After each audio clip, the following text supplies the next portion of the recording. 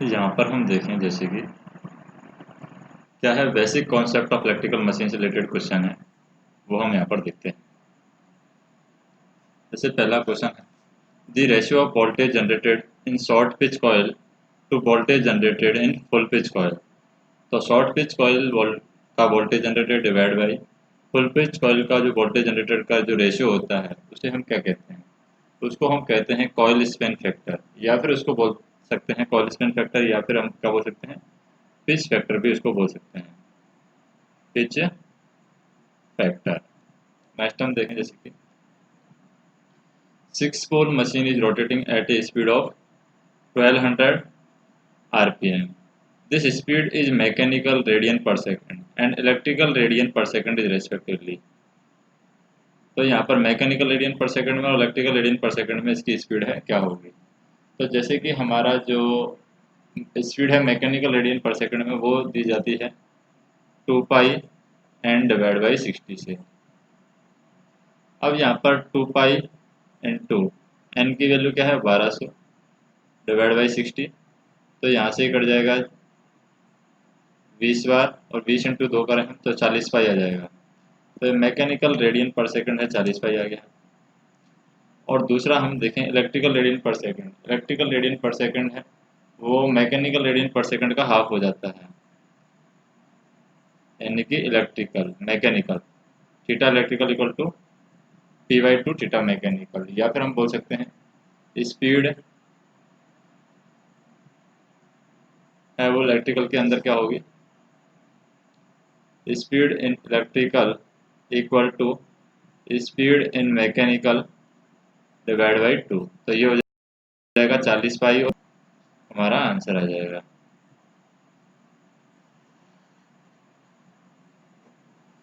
जैसे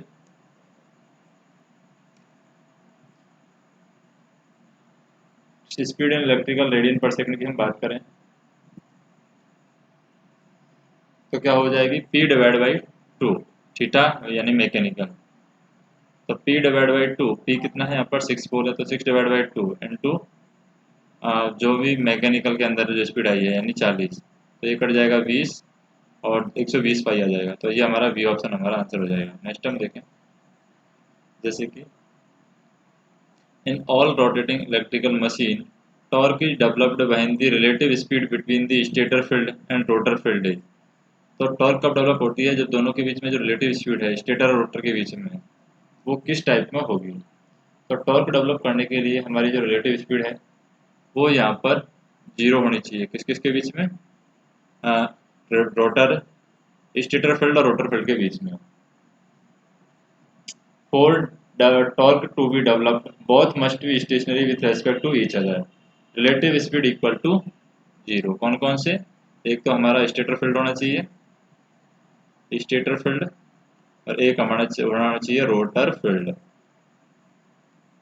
नेक्स्ट हम देखें the value of breadth factor for concentration type winding. तो कंसंट्रेशन टाइप बाइंडिंग के लिए जो ब्रेथ फैक्टर है उसकी वैल्यू क्या होगी? तो कंसंट्रेशन टाइप बाइंडिंग के लिए ब्रेथ फैक्टर की वैल्यू 1 होगी।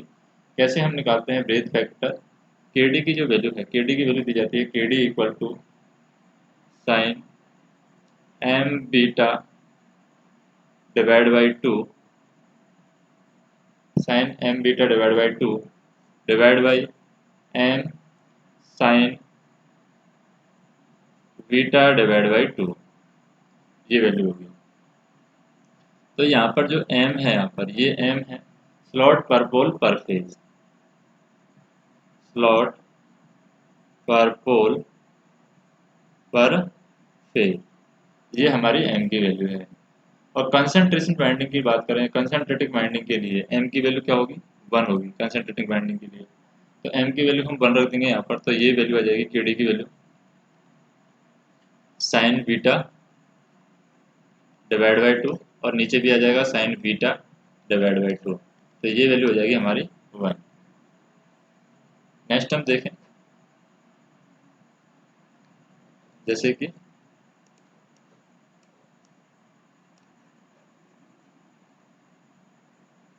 for the simplex left binding the binding pitch is equal to तो सिंप्लेक्स लैप बाइंडिंग के लिए बाइंडिंग पिच है वो किसके इक्वल होनी चाहिए? लैप बाइंडिंग के लिए जो कम्यूटेटर पिच है वो हम यहाँ पर देते हैं कम्यूटेटर पिच की वैल्यू। वो कैसे दर्शाते हैं कम्यूटेटर पिच की वैल्यू? कम्यूटेटर पिच की वैल्यू होती है Y C equal to plus minus M, ये कम्यूटेटर पिच के लिए है। और बाइंडिंग अगर सिंप्लेक्स है तो इसका मतलब एम की वैल्यू 1 है, तो इसका मतलब हमारी वाई सी की वैल्यू है कम्यूटेटर बाइंडिंग, तो वो हो जाएगी प्लस माइनस 1। तो यानी कि ऑप्शन सी हमारा आंसर हो जाएगा। तो यह winding pitch is equal to for simplex wave winding, simplex wave winding के लिए एम की वैल्यू 1 है। नेक्स्ट देखें, जैसे कि rotating machine in the AC rotating machine the generated EMF, तो जनरेटेड ईएमएफ की वैल्यू क्या होगी एसी रोटेटिंग मशीन के अंदर? एसी रोटेटिंग मशीन के अंदर हम बात करें जनरेटेड इंड्यूस्ड ईएमएफ है वो लैग करता है वर्किंग फ्लक्स से 90 डिग्री। तो लैग 5/90 डिग्री यहाँ पर आ जाएगा। रोटेटिंग मशीन के अंदर जनरेटेड ईएमएफ है वो क्या करता है, या फिर इंड्यूस्ड ईएमएफ है, induced EMF lag working flux by 90 degree, flux by 90 degree. Next हम देखें the law of electromagnetic induction,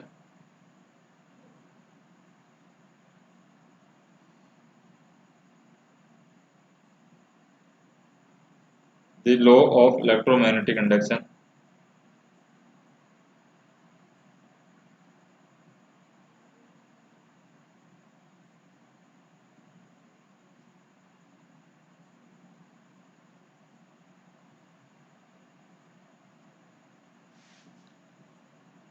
summarised in the following equation. तो इलेक्ट्रोमैग्नेटिक इंडक्शन का लॉ है कौन सी इक्वेशन में यहाँ पर इसको समराइज कर सकते हैं?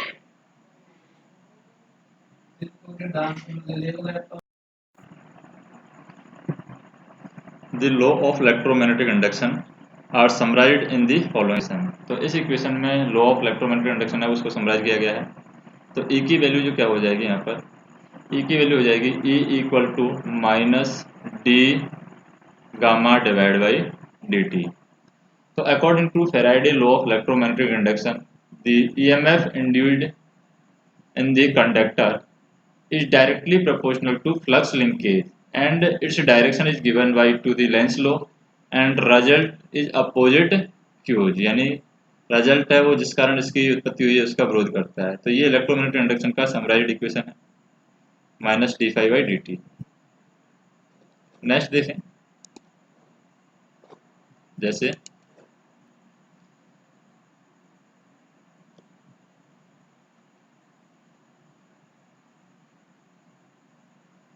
synchronous motor run at 600 rpm. Which of the following case is true? तो सिंक्रोनस मोटर है यहाँ पर वो 600 आरपीएम पर रन कर रही है, तो कौन सा कॉन्सेप्ट यहाँ पर सही है?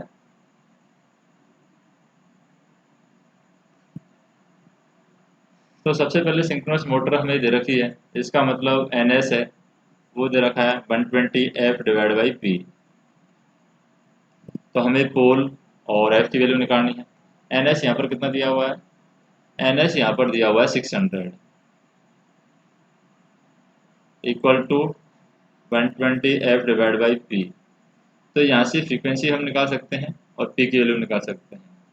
अब जैसे 120 एफ, एफ हम क्या लें ताकि पी इंटू 600 ये इक्वल टू हो जाए 120 इंटू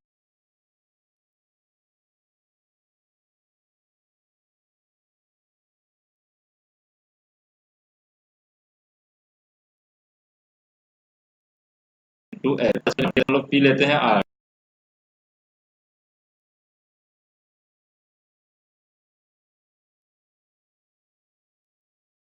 तो ये देते हैं पी हमने लिया 12 यानी 7200 और फ्रीक्वेंसी हो जाएगी हमारी 60 हर्ट्ज। तो ये ऑप्शन हमारा सही है। नेक्स्ट हम देखें, a work on the principle of dynamically induced EMF. तो डायनेमिकली इंड्यूस्ड ईएमएफ पर कौन वर्क करता है? यहाँ पर जनरेटर है, ये वर्क करता है, यानी generator work on the principle of dynamically induced EMF. Next देखें,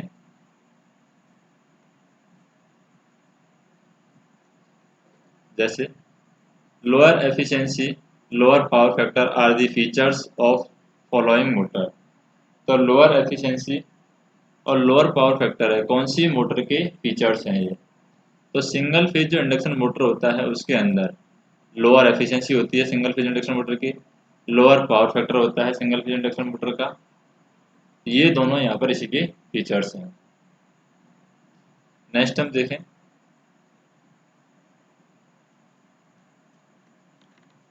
जैसे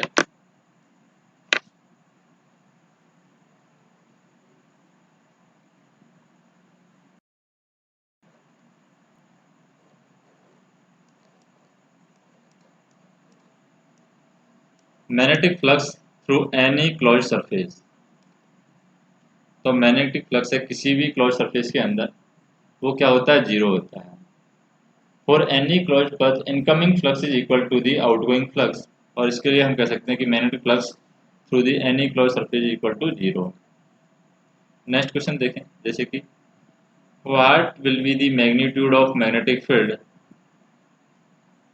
in Tesla acting parallel to the rotation of disk of the diameter of 20 cm when the magnitude of EMF induced between the axis of rotation and the rim of disk is 10 volt and angular speed of rotation of the disk is 20 revolution per second। तो यहाँ पर हमें निकालना है कि magnitude, यानी कि magnitude of the magnetic field क्या होगा। तो magnitude of the magnetic field की बात करें हम, तो ये हो जाएगी EMF की value, EMF equal to V R square omega divide by 2। ये EMF होगा हमारा यहाँ पर। तो हमें निकालना है when the magnitude of induced between the axis of rotation and the rim of disc is 10 volt. तो यहाँ पर अगर हम V की वैल्यू निकालना चाहें तो V की वैल्यू यहाँ से निकाल सकते हैं। मैग्नीट्यूड मैग्नेटिक फील्ड निकालना चाह रहे हैं यहाँ पर, तो V की वैल्यू निकल जाएगी V equal to 2 into E, यानी 2 into EMF divide by R square. Omega को हम लिख देंगे यहाँ पर 2 पाई एन, यानी स्पीड है, इसको लिख दिया हमने 2 पाई एन। इसके अकॉर्डिंग इसको सॉल्व करें हम, तो ये वैल्यू हो जाएगी 2 इंटू ई की वैल्यू यहाँ पर दे रखी है, यानी कि EMF जो दे रखा है यहाँ पर induced EMF between the axis of rotation and the rim of disc 10 volt दे रखा है, तो 10 आ जाएगा divide by R square. R की वैल्यू क्या है यहाँ पर? ये आर दे रखा है 20 सेंटीमीटर, ये डायमीटर दे रखा है, तो इसमें 2 का भाग दे देंगे, तो ये आ जाएगा 10 सेंटीमीटर। 10 सेंटीमीटर को मीटर में बदला तो 10 की पावर -2 हो जाएगा। N to 2 pi N to N, N की वैल्यू क्या है, कितने रिवोल्यूशन ये कर रहा है, तो जैसे 20 रिवोल्यूशन पर सेकंड दे रखा है तो 20 आ जाएगा यहाँ पर। तो ये एन है स्पीड पर सेकंड जो दी हुई है, तो इससे ये वैल्यू है हमारी, ये आ जाएगी 15.91। तो आंसर क्या हो जाएगा, ये हमारा। नेक्स्ट, जैसे what will be the magnitude of induced EMF, what will B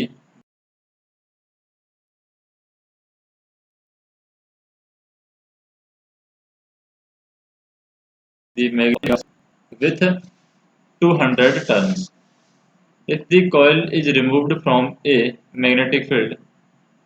अगर कॉइल को यहाँ पर एक मैग्नेटिक फील्ड से रिमूव कर दिया जाए of 10 tesla acting at right angle to the coil in 1 second. तो यहाँ पर मैग्नीट्यूड ऑफ इंड्यूस्ड EMF है, यहाँ पर ये पूछा है। पहले पूछा था मैग्नेटिक फील्ड, अब पूछा है मैग्नीट्यूड ऑफ इंड्यूस्ड EMF। तो मैग्नीट्यूड ऑफ इंड्यूस्ड EMF है, ये हम निकालें तो कैसे निकालते हैं? यहाँ पर EMF की जो वैल्यू है वो दी हुई होती है EMF equal to N into D phi by D T होता है। अब D phi by D T को हम लिख सकते हैं N equal to D phi, phi को हम लिख सकते हैं magnetic field into phi, magnetic field into area, ये हो जाएगा फाई डिवाइड बाई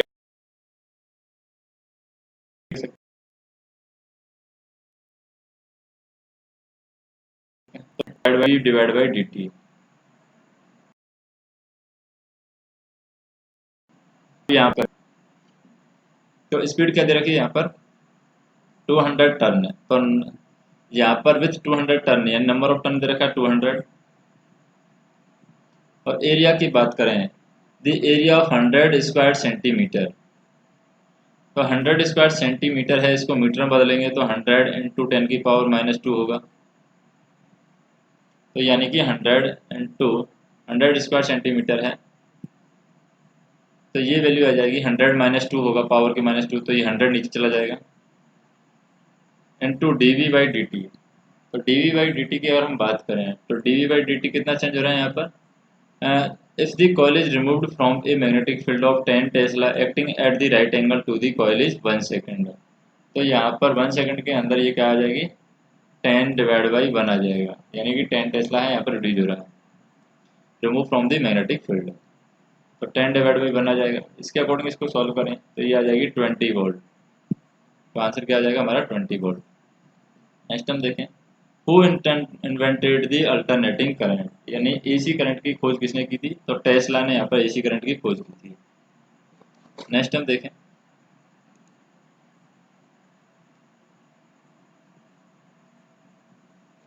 जैसे विच of the following is the correct value of magnetic permittivity in free space, तो फ्री स्पेस में मैग्नेटिक परमिटिविटी की करेक्ट वैल्यू क्या है।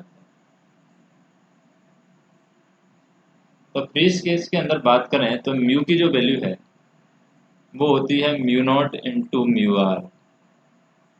अब यहाँ पर म्यू आर है एयर के लिए, वो होगी 1, म्यू आर इक्वल टू 1 किसके लिए है, ये एयर के लिए, तो यहाँ पर म्यू की वैल्यू हो जाएगी म्यू नॉट, और म्यू नॉट की वैल्यू होती है 4 पाई इंटू 10⁻⁻7, तो आंसर क्या हो जाएगा यहाँ पर सी।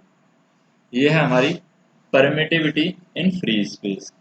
नेक्स्ट हम देखें if the magnetic susceptibility of any material is less than 0 then the material is, तो लेस देन 0 है, तो अगर ससेप्टिबिलिटी लेस देन 0 दे रखी है तो मटेरियल यहाँ पर डाई मैग्नेटिक होगा। If the magnetic susceptibility is negative और less than 0 for any material then the material is diamagnetic. Next देखें जैसे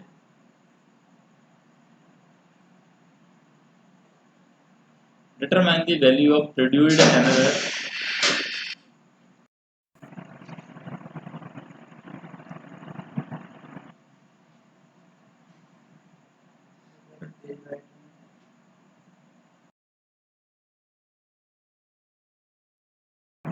determine the value of produced EMF in ampere turn in a coil if the coil has 120 turn and the carrying a current of 0.1 ampere, यानी कि coil के अंदर number of turn दे रखे 120 turn और current दे रखी है 0.1 एम्पियर।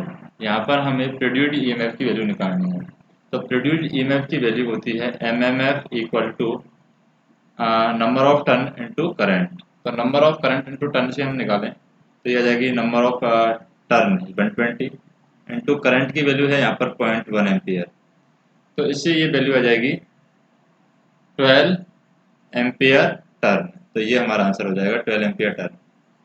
नेक्स्ट हम देखें जैसे कि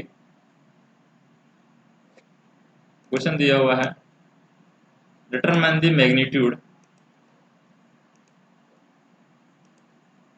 determine the magnitude of EMF involved induced between the axis of rotation and the rim of the disc when the disc of radius 10 cm rotate with an angular velocity of 60 revolution per second and placed in a magnetic field of 3 turn acting parallel to the rotation of disc।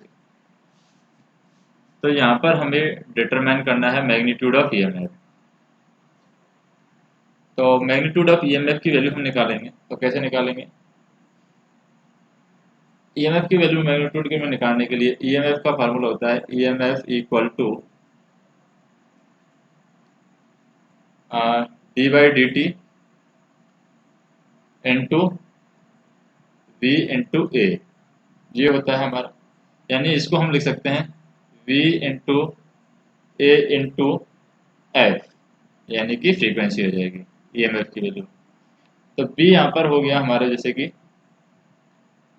3 into pi, क्योंकि 3 ten दे रखा है यहाँ पर, तो we हो गया 3 into area होता है पाई आर स्क्वायर, तो पाई इंटू आर की वैल्यू कितनी है 10 सेंटीमीटर रेडियस दे रखा है, तो आर का स्क्वायर यानी कि 100 हो जाएगा ये, इंटू एफ फ्रीक्वेंसी क्या है यहाँ पर सेंटीमीटर में है ये, इसलिए इसको मीटर में बदलने के लिए 10 की पावर -4 हो जाएगा, इंटू फ्रीक्वेंसी यहाँ पर दे रखी है 60 रेवोल्यूशन पर सेकेंड, तो ये हमारी फ्रीक्वेंसी हो जाएगी। या फिर हम इसको बोल सकते हैं एन, यानी कि एन भी इसको लिख सकते हैं हम 60 रेवोल्यूशन पर second.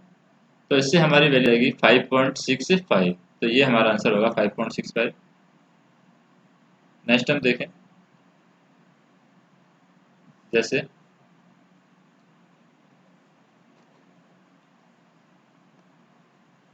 determine the maximum flux density, determine the maximum flux density material having eddy current coefficient of 2 and thickness of 4 mm and volume of 20 meters, which is supplied by a frequency of 50 Hz when the material has eddy current losses of 6 वाट। तो material के अंदर eddy current है, eddy current losses है वो 6 वाट है। तो इसके according हम बात करें, जैसे कि हमें मैक्सिमम फ्लक्स डेंसिटी हमें निकालनी है यहाँ पर, तो मैक्सिमम फ्लक्स डेंसिटी कैसे निकालेंगे? तो मैक्सिमम फ्लक्स डेंसिटी की वैल्यू होगी P E equal to K V maximum की power 2 F square T square and V. ये यहाँ पर क्या होगी मैक्सिमम फ्लक्स डेंसिटी की वैल्यू होगी। Determine the maximum flux density. Eddy current coefficient यहाँ पर 2 है, थिकनेस है यहाँ पर 4 mm और वॉल्यूम है यहाँ पर 20, और इसमें फ्रीक्वेंसी दे रखी है 50 हर्ट्ज, और मटेरियल के अंदर एडी करंट लॉसेज हैं वो दे रखे हैं 6 वाट। तो इसके अकॉर्डिंग इसको सॉल्व करें तो ये वैल्यू हो जाएगी यहाँ पर पीसी की वैल्यू है यानी 6, क्योंकि करंट लॉसेज हैं यहाँ पर कितने दे रखे हैं एडी करंट लॉसेज 6, तो 6 हो जाएगा इक्वल टू के की वैल्यू क्या दे रखी है यहाँ पर एडी करंट कोएफिशिएंट दे रखा है 2, तो 2 हो जाएगा इनटू बी एम स्क्वायर, तो B M square into F frequency की वैल्यू दे रखी है यहाँ पर कितनी दे रखी है फ्रीक्वेंसी 50 हर्ट्ज, तो 50 का स्क्वायर हो जाएगा फ्रीक्वेंसी का square into T square. T square के अकॉर्डिंग बात करें यहाँ पर तो टी की वैल्यू हो जाएगी जैसे कि फ्रीक्वेंसी है यहाँ पर थिकनेस दे रखी है 4 mm, T square into V, तो थिकनेस 4 mm दे रखी है, इसके अकॉर्डिंग हम इसको ऐसे लिख सकते हैं 2 इंटू 10 की पावर -3 का whole square into we.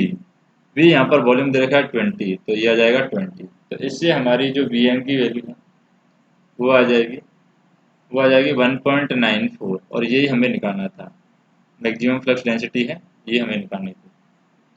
Next हम देखें, in large machine flat copper strip knows as, तो फ्लैट कॉपर स्ट्रिप है, इसको किस नाम से जानते हैं रिसर्च के नाम से हम जानते हैं लार्ज मशीन के अंदर। तो यहाँ पर हम कह सकते हैं flat copper strip is known as riser in the large machine. Next हम देखें, जैसे कि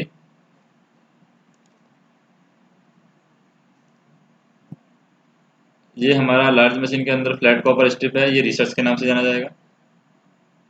lap binding is preferred for, तो लैप बाइंडिंग किसके लिए हम प्रीफर करते हैं, लैप बाइंडिंग हम किसके लिए यूज करते हैं।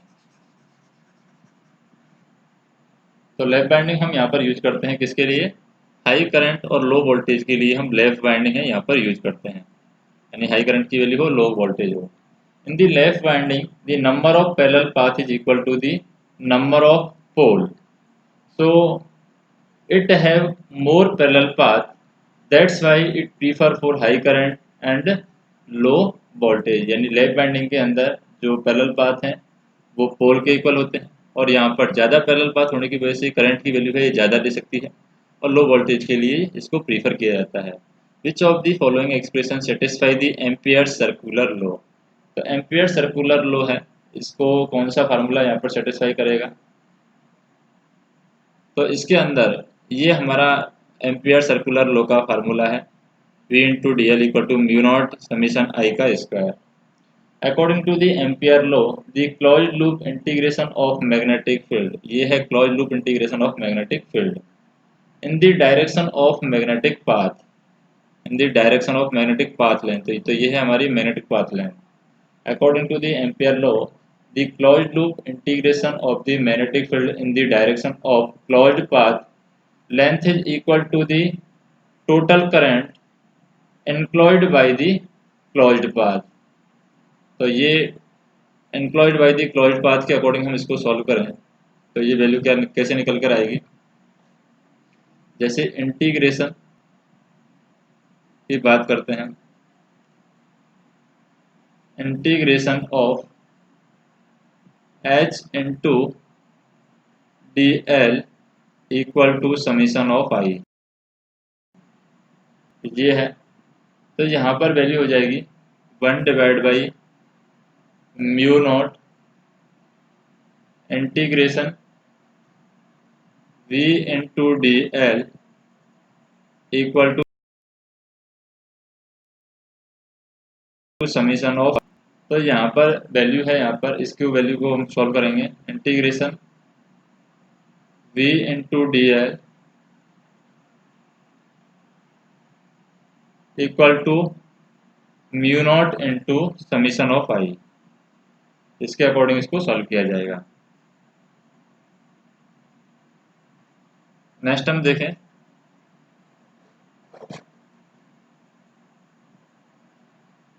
यानी समीशन ऑफ आई के mu V D L into summation of I है, तो ये ऑप्शन हमारा, ये ऑप्शन वी नहीं होगा, यहाँ पर ये ऑप्शन होगा mu naught into summation of I. Next हम देखें, जैसे कि ये ऑप्शन है हमारा, ये गलत, यानी ये ऑप्शन है ये गलत।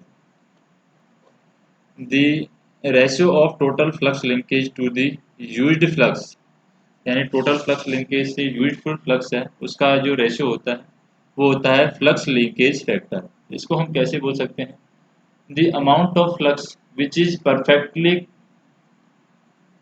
confirmed in the magnetic core is known as useful flux, and the flux may be very little amount which is not confirmed to the magnetic core, that is known as leakage flux।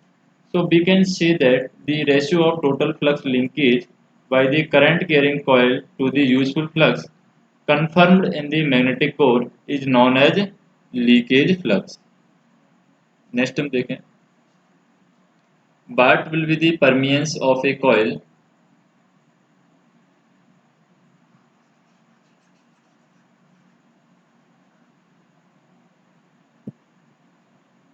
what will be the permeance of a coil when the flux through the coil is 50 Weber and the value of produced mmf is 25 ampere turn।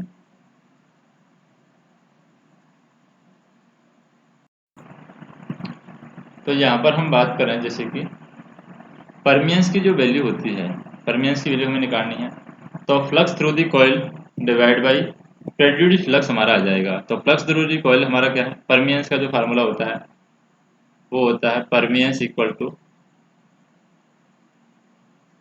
Flux through the coil flux through the coil divided by produced mmf, produced mmf। तो flux through the coil आ जाएगा हमारा 50 divide by प्रेड्यूड mmf है, ये आ जाएगा 25। तो ये value आ जाएगी हमारी परमियंस की वैल्यू 2। नेक्स्ट हम देखें, determine the magnetic field strength, determine the magnetic field strength when the intensity of magnetic of the material is 0.078 ampere turn per magnetic susceptibility of the material is 0.0013। तो magnetic susceptibility दे रखी है 0.0013 और यहाँ पर intensity of magnetisation of the material दे रखी है 0.078। तो मैग्नेटिक फील्ड स्ट्रेंथ हमें निकालनी है। तो मैग्नेटिक फील्ड स्ट्रेंथ हम कैसे निकालेंगे? तो मैग्नेटिक फील्ड स्ट्रेंथ का फार्मूला होता है intensity of magnetisation, magnetic field strength का यहाँ पर फार्मूला होता है intensity of magnetisation divide by susceptibility, intensity of magnetisation divide by susceptibility, SUSCEPTIVILITY। तो इंटेंसिटी ऑफ मैग्नेटाइजेशन है वो होती है 0.078, यहाँ पर दे रखी है, डिवाइड बाई ससेप्टिबिलिटी की वैल्यू दे रखी है 0.0013। तो ये आ जाएगा 60। तो नेक्स्ट हम देखें,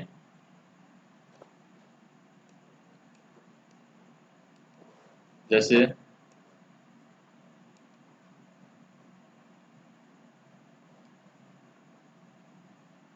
determine the eddy current loss in a material, determine the eddy current loss in a material having eddy current coefficient of 1, thickness of 0.04, volume of 2 cubic meter, which is kept in the magnetic field having a maximum flux density 4 Tesla and supplied by the frequency of 50 hertz. तो यहाँ पर AD current loss हमें निकालना है। तो AD current loss का हमें formula direct यहाँ पर पता है। एडी करंट लॉस का फार्मूला क्या होता है? PE eddy current loss equal to K E V square F square T square V. तो के की वैल्यू यहाँ पर क्या दे रखी है? एडी करंट कोफिशिएंट की वैल्यू 1 दे रखी है, इनटू वी स्क्वायर, वी क्या दे रखा है यहाँ पर 4t, यहाँ पर मैक्सिमम फ्लक्स डेंसिटी यानी वी की वैल्यू दे रखी है 4, तो 4 का स्क्वायर, इनटू फ्रीक्वेंसी, फ्रीक्वेंसी कितनी दे रखी है 50 हर्ट्ज, तो 50 का square, into T square, T की वैल्यू क्या हो जाएगी यहाँ पर थिकनेस दे रखी है 0.04 मीटर, तो 0.04 का स्क्वायर हो जाएगा, 0.04 का square, into V, V volume दे रखा है, वॉल्यूम दे रखा है 2 क्यूब, 2 क्यूबिक यानी 2 हो जाएगा। तो इसको हम सॉल्व करेंगे तो ये वैल्यू आ जाएगी 128 वाट। तो 128 वाट हमारा आंसर हो जाएगा। नेक्स्ट हम देखें, जैसे कि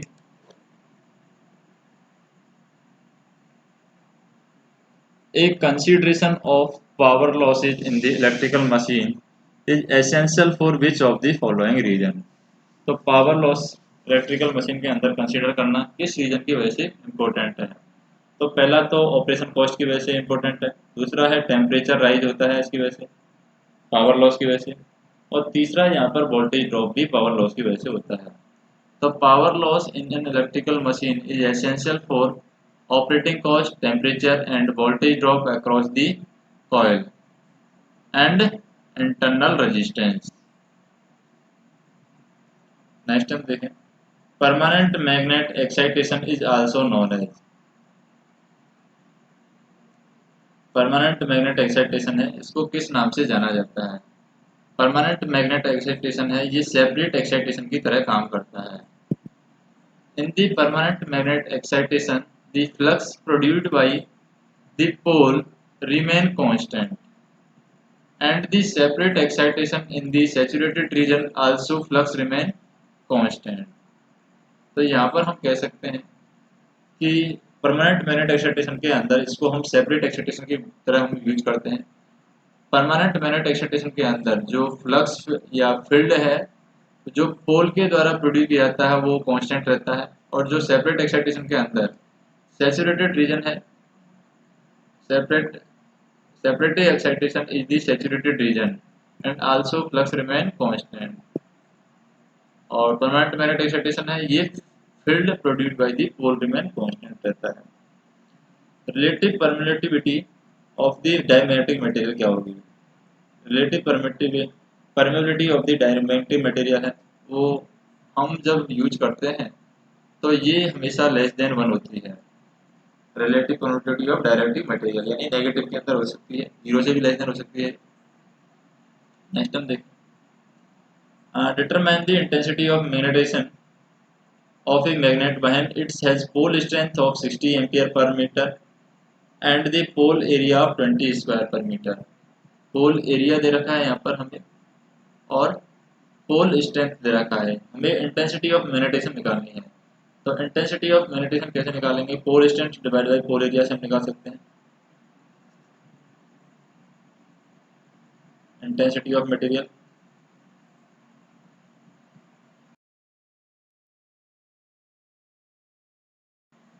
बाय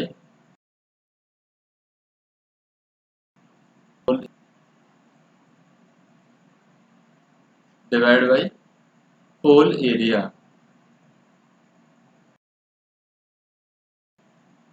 तो इसके अकॉर्डिंग है पोल स्ट्रेंथ हमारी क्या है 60, पोल एरिया हमारा कितना है 20, तो आंसर कितना आ जाएगा 3 हमारा आंसर आ जाएगा। नेक्स्ट हम देखें,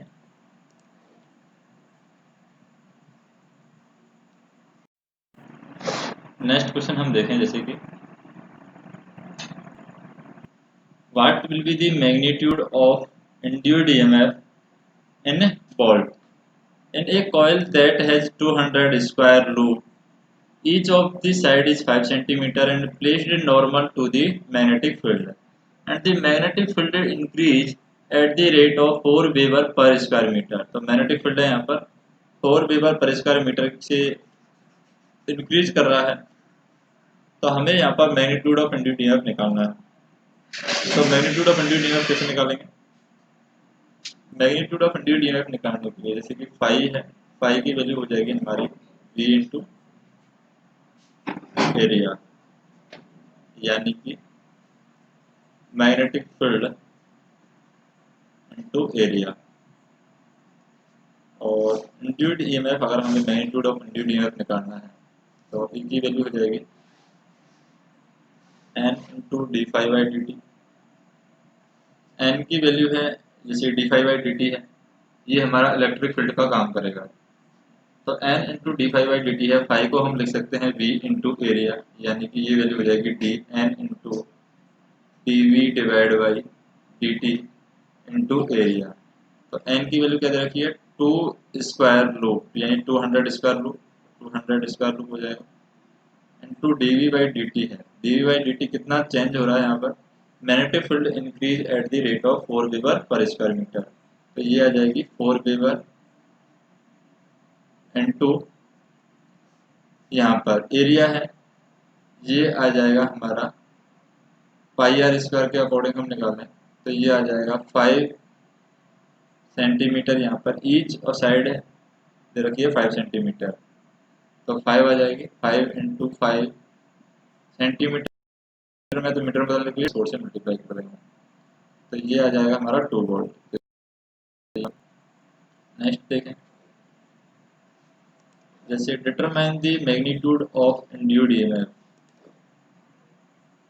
determine the magnitude of induced EMF between the axis of rotation and the rim of disk when the disk of 40 cm rotate with the angular velocity of 40 revolution per second and placed in the magnetic field of 1 Tesla acting parallel to the rotation of disk. तो magnitude of EMF हमें निकालना है, तो magnitude of EMF हम निकालेंगे यहाँ पर, तो ये आएगा 5। नेक्स्ट देखें, जैसे during the plugging external resistance is also induced in a circuit. तो प्लगिंग की कंडीशन में हम यहाँ पर एक्सटर्नल जो रेजिस्टेंस है उसको यहाँ पर इंड्यूस कर देते हैं। External resistance is also induced in a circuit to limit the voltage, current और वोल्टेज और नन ऑफ दी। तो हम यहाँ पर करंट को लिमिट करने के लिए हम प्लगिंग की कंडीशन में एक्सटर्नल रेजिस्टेंस यहाँ पर इंट्रोड्यूस कर देते हैं। External resistance is added into the motor to limit the flowing current, otherwise it damage the machine. अगर हम यहाँ पर एक्सटर्नल रेजिस्टेंस को इंसर्ट नहीं करते हैं तो ये मशीन को यहाँ पर डैमेज कर देगा। नेक्स्ट हम देखें the part of armature electric circuit, the part of armature electric circuit which takes active part in the EMF generation। तो EMF जनरेशन में एक्टिव पार्ट लेगा तो वो क्या होगा, the coil side inside the slot, ये हमारा होगा। तो the part of armature electric circuit which take active part in the EMF generation, the coil side inside the slot। तो एक्सटर्नल यहाँ पर the coil side inside the slot are responsible for generation of EMF because they are influenced under the changing magnetic flux। तो यहाँ पर जो हम coil के अंदर जो स्लॉट बनाते हैं वो यहाँ पर मैग्नेटिक फ्लक्स को चेंज करने के लिए रेस्पॉन्सिबल है। इसलिए हम कह सकते हैं the part of armature electric current which is take active part in the EMF generation are the coil slide inside the slot. Next हम देखें maximum efficiency will occur when the copper losses and iron losses. अगर यहाँ पर copper losses और iron losses हैं दोनों equal हो जाएं तो हम कह सकते हैं कि मोटर मैक्सिमम एफिशिएंसी में वर्क कर रही है। When the copper losses is equal to the iron losses, then we can say that the maximum efficiency will occur in the machine। Next देखें, जैसे which of the following is the correct expression for eddy current losses occurring in the material। तो material के अंदर AD current losses का जो correct formula है वो कौन सा है यहाँ पर, तो करेक्ट फार्मूला यहाँ पर हो जाएगा K into we maximum square into F square into T square into volume. ये हमारा करेक्ट एक्सप्लेनेशन है। नेक्स्ट हम देखें, जैसे कि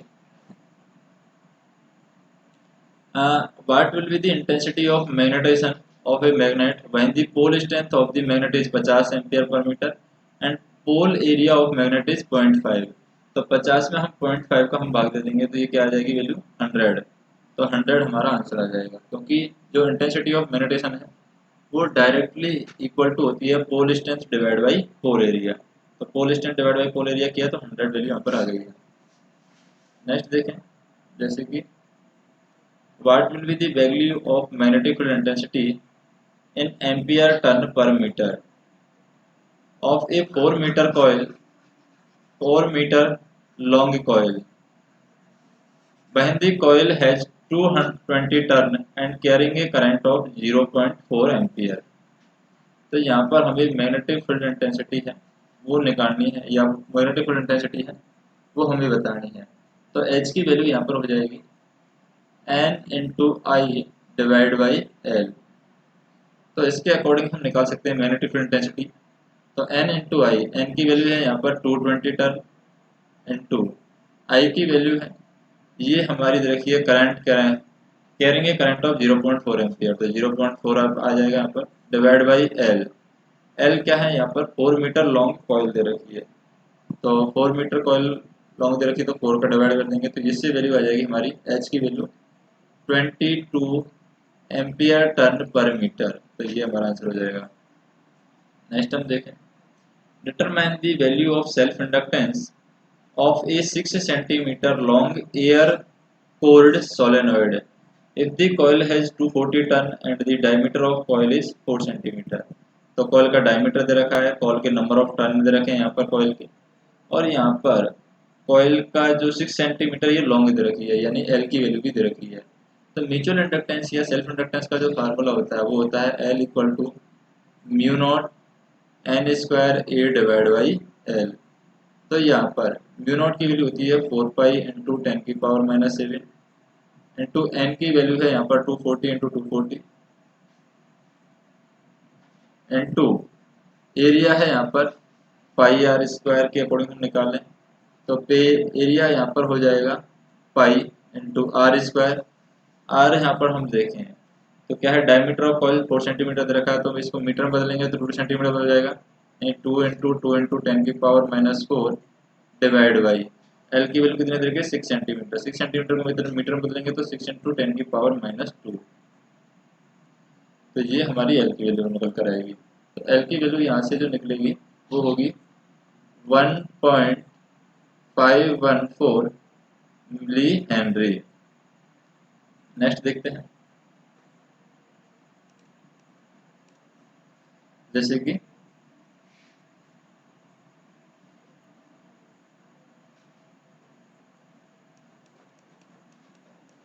एक क्वेश्चन है, what will be the value of magnetic field at the centre of what will be the value of magnetic field at the center of 8-meter long coil when the coil has 260 turn and carrying a current of 4 ampere।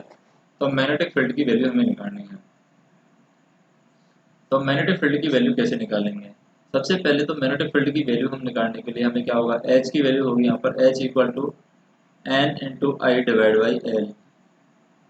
तो N into I divide by L से हम निकालें, N की value कितने रखी है 260 ton into आई की value दे रखी है 4 एम्पियर डिवाइड बाई एल की वैल्यू दे रखी है 8 मीटर लॉन्ग है, तो 8 यहाँ पर डिवाइड हो जाएगा।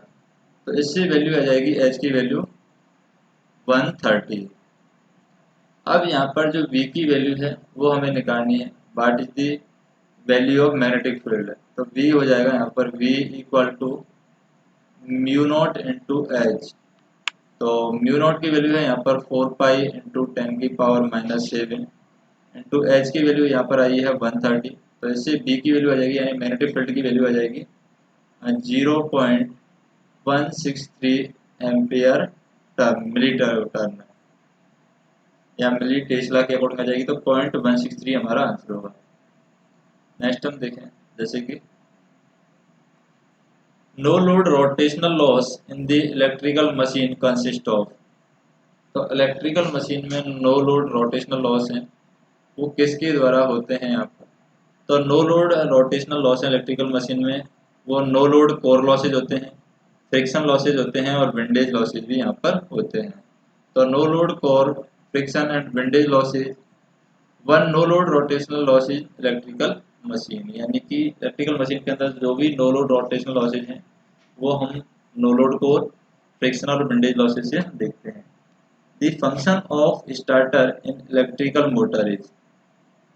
तो इलेक्ट्रिकल मोटर के अंदर स्टार्टर का फंक्शन क्या होता है? तो इलेक्ट्रिकल मोटर के अंदर स्टार्टर है, पहला तो स्टार्टिंग पर्पज के लिए हम इसको स्टार्टर को यूज करते हैं, दूसरा ओवरलोड से बचने के लिए हम स्टार्टर का यूज करते हैं, तीसरा हम हाई स्टार्टिंग करंट को मिनिमाइज करने के लिए भी यहाँ पर स्टार्टर का इलेक्ट्रिकल मोटर में यूज करते हैं। नेक्स्ट हम देखें, जैसे कि if the area of cross section is reduced to half of its original value. अगर एरिया है हम इसको अगर हाफ वैल्यू पर, ओरिजिनल वैल्यू से हाफ वैल्यू पर रिड्यूस कर देते हैं तो फ्लक्स डेंसिटी पर क्या इफेक्ट पड़ेगा, यानी कि फ्लक्स डेंसिटी है एरिया से किस तरीके से इफेक्ट होगी। तो यहाँ पर फ्लक्स डेंसिटी का फार्मूला होता है directly proportional to 1 divide by area. अगर यहाँ पर हम कहें कि एरिया हाफ होगा तो फ्लक्स डेंसिटी है वो डबल हो जाएगी, क्योंकि अगर एरिया हाफ होगा तो ये 2 पर चला जाएगा, तो फ्लक्स डेंसिटी हमारी डबल हो जाएगी। नेक्स्ट देखें, calculate the flux of flux linkage coefficient if the phi g is the air gap flux and phi a is the flux in iron core। यानी आयरन कोर में flux दे रखा है हमें, air gap में flux दे रखा है, flux leakage coefficient हमें निकालना है। तो फ्लक्स लीकेज कोफिशिएंट की वैल्यू क्या होगी? फ्लक्स लीकेज कोफिशिएंट की वैल्यू होगी जो आयरन के अंदर जो फ्लक्स है डिवाइड बाई जो एयर गैप के अंदर फ्लक्स है, वो हमारी फ्लक्स लीकेज की फ्लक्स लीकेज कोएफिशिएंट की वैल्यू होगी। बीएच कर्व के अंदर ये किस टाइप का ग्राफ है, जो कि बीएच कर्व का ग्राफ ये दिखा रहा है यहाँ पर।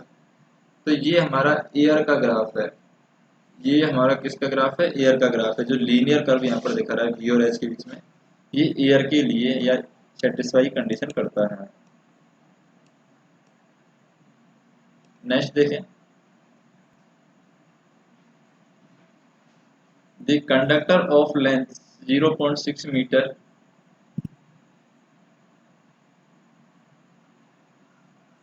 a conductor of length 0.6 meter situated at the right angle of uniform magnetic field of flux density 4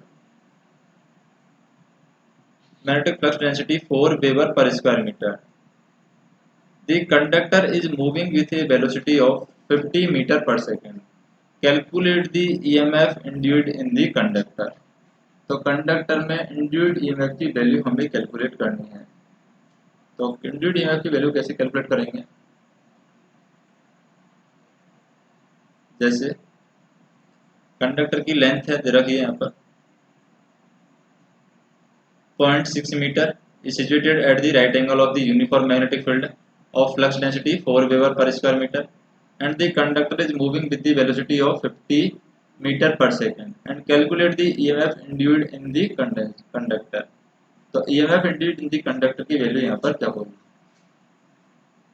तो जैसे EMF जो दे रखा है, E की वैल्यू दे रखी है यहाँ पर V into L into V से हम निकालेंगे EMF की वैल्यू। अब यहाँ पर V की वैल्यू दे रखी है, कितनी दे रखी है, V की वैल्यू 4 वेबर इंटू एल की वैल्यू है, एल की वैल्यू कितनी दे रखी है, लेंथ दे रखी है 0.6 मीटर, तो 0.6 आ जाएगा इंटू वी। वी यहाँ पर दे रखा है, वेलोसिटी है 50 मीटर पर सेकंड दे रखी है, तो 50 आ जाएगा। तो इससे हमारी जो इलेक्ट्रिक ईएमएफ है, ईएमएफ आ जाएगा 120। तो ये हमारा ईएमएफ होगा, यानी कि इंड्यूस्ड ईएमएफ है ये। इंड्यूस्ड ईएमएफ इक्वल टू क्या होगा, वी है magnetic flux density into L यहाँ पर लेंथ है और बी यहाँ पर वेलोसिटी है।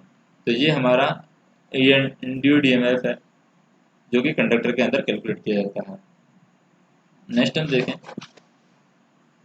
जैसे कि a flux of 2 milli weber passes through a strip of length and the breadth 10 centimetre length रखी है, ब्रेथ दे रखी है 20 centimetre. It is passed at the angle of 30 degree to the direction of uniform magnetic field. What is the magnetic flux density? तो magnetic flux density की value क्या होगी। तो magnetic flux density की वैल्यू हम निकालें तो यहाँ पर फाई की जो वैल्यू है, फाई इक्वल टू होगा वी ए कॉस थीटा, इसके अकॉर्डिंग निकालेंगे मैग्नेटिक फ्लक्स डेंसिटी। तो मैग्नेटिक फ्लक्स डेंसिटी है यहाँ पर, ये हमारा वी की वैल्यू है मैग्नेटिक फ्लक्स डेंसिटी। तो इसको हम निकालें, फ्लक्स यहाँ पर दे रखा है 2 मिली वेबर, तो 2 मिली वेबर को लिखेंगे 2 इंटू 10 की power -3 into magnetic flux density हमें निकालना ही है। एरिया की बात करें तो यहाँ पर V इंटू ए, एरिया यहाँ पर बात करें तो एरिया दे रखा है जैसे कि 10 सेंटीमीटर, लेंथ दे रखी है, ब्रेथ दे रखी है। तो लेंथ और ब्रेथ को मल्टीप्लाई कर देंगे तो आयत का एरिया आ जाता है। तो मीटर के अंदर ही हो जाएगा 0.1 into 0.2 into cos theta, theta यहाँ पर दे रखा है 30 डिग्री। तो इससे हमारी V की वैल्यू आ जाएगी 0.1154। तो 0.1154 हमारा आंसर होगा, यानी ये वैल्यू हो जाएगी यहाँ पर 0.114।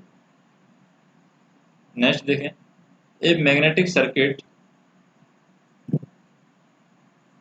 Circuit of reluctance 3000 ampere turn per Weber is bounded by a wire of 400 turn and determine the average EMF induced in the coil. If the current of 2 ampere is flowing in the coil is reserved for 15 second, यानी 2 ampere current है यहाँ पर coil के अंदर 15 second के लिए reserve है। तो इसको हम कैसे कैलकुलेट करेंगे, यहाँ पर रिलक्टेंस की वैल्यू हमें निकालनी है, यानी कि determine the average induced EMF. तो एवरेज इंड्यूस्ड ईएमएफ जो निकला जाएगा वो यहाँ पर निकल के आएगा 7.11।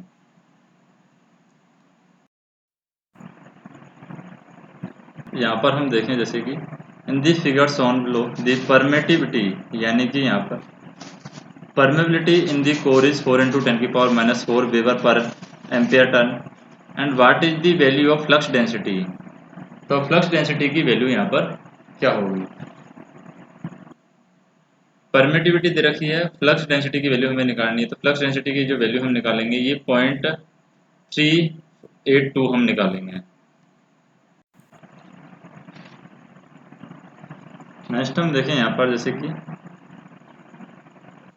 विच of the given losses are directly proportional to square of speed.